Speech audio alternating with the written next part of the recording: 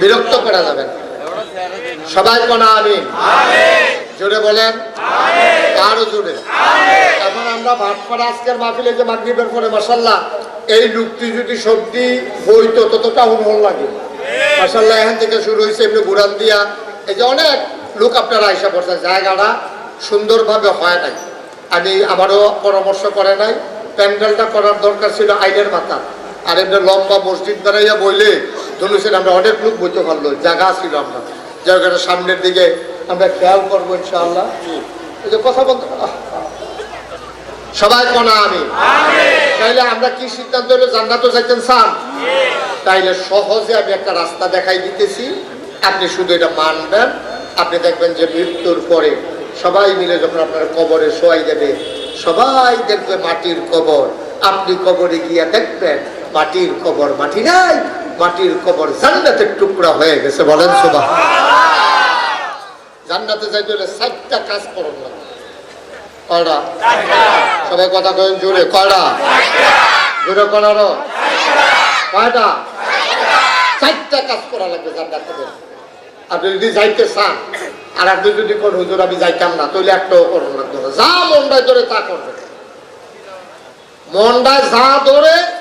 জান্নাতে যাইতে না যাইতেন চাইলে ওখানে মনটায় যা ধরে মাইসে গীতা গুলি তো হইবেন না, যেহেতু আপনি জান্নাতে যাইতেন না।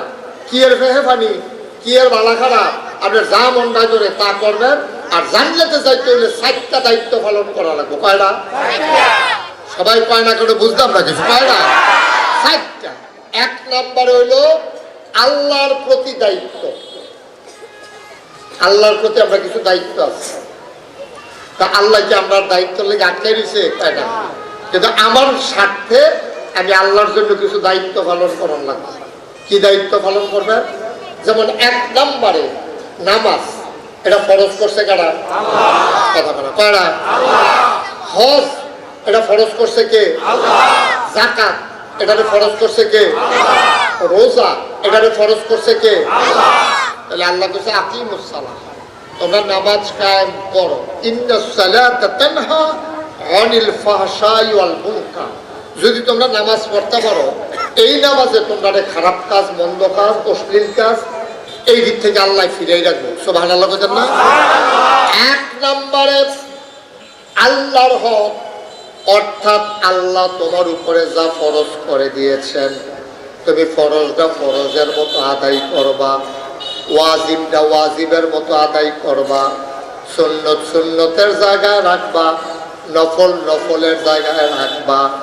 আফসোস হইল আমরা গুরুত্ব বুঝি না। জোতা যত দামি হোক এটারে যেমন মাথায় নেওয়া যাবে না, টুপি যত কম দামি হোক এটা দিয়ে জুতা মুছা যাবে না, ঠিক কিনা? আল্লাহ রাব্বুল আলামিন ঠিক যেইটারে যেমনে দিছে এমনি আপনি আদায় করবেন। আপনি তাসবিহ তাহলিল করবেন, এটা আপনার উপরে ফরজ না। কিন্তু নামাজ পড়া নফল না ফরজ? 5 ওয়াক্ত নামাজ পড়া আপনার উপরে ফরজ। এখন আপনি যদি কোন হুজুর আমি পাইছি হাদিস শরীফে কেউ যদি আয়াতুল কুরসি পড়ে, কি পড়ে? আয়াতুল কুরসি পড়ে, মানুষটা মারা যাইতে দেরি তে জান্নাতও যাইতে দেরি নাই, মরে না দেখাতে জান্নাতও যায় না।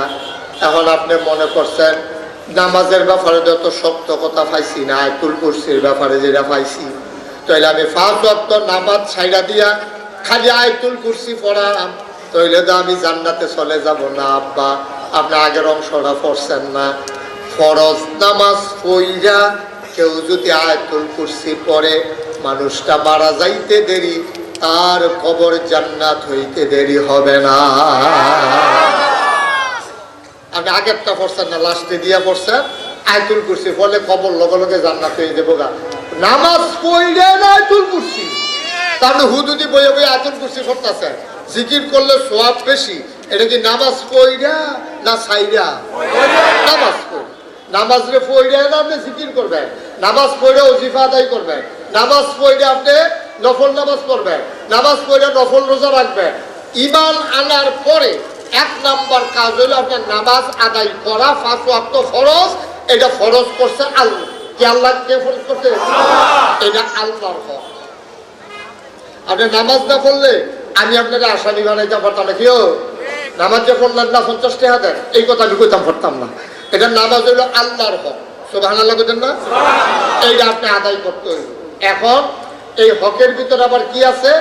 সবচেয়ে বড় দায়িত্ব যেটা, এটারে শরীয়তের ভাষায় কয় ফরজ। আর সবচেয়ে খারাপ যেটা, এটারে শরীয়তের ভাষায় কয় হারাম। কি কয়? যেমন সুদ খাওয়ার হালাল না হারাম? ঘুষ খাওয়ার হালাল না হারাম? মদ খাওয়ার হালাল না হারাম? এটি হইল হারাম। নাউজুবিল্লাহ বলবেন না? এটি হইল হারাম। এখন এই হারাম যেটা, এটারে ছাড়তে হইব। আর যেটা ফরজ, এটা ধরতে হইব। ফরজ ঠিক রাখা, এরপর হইল নফল ইবাদত।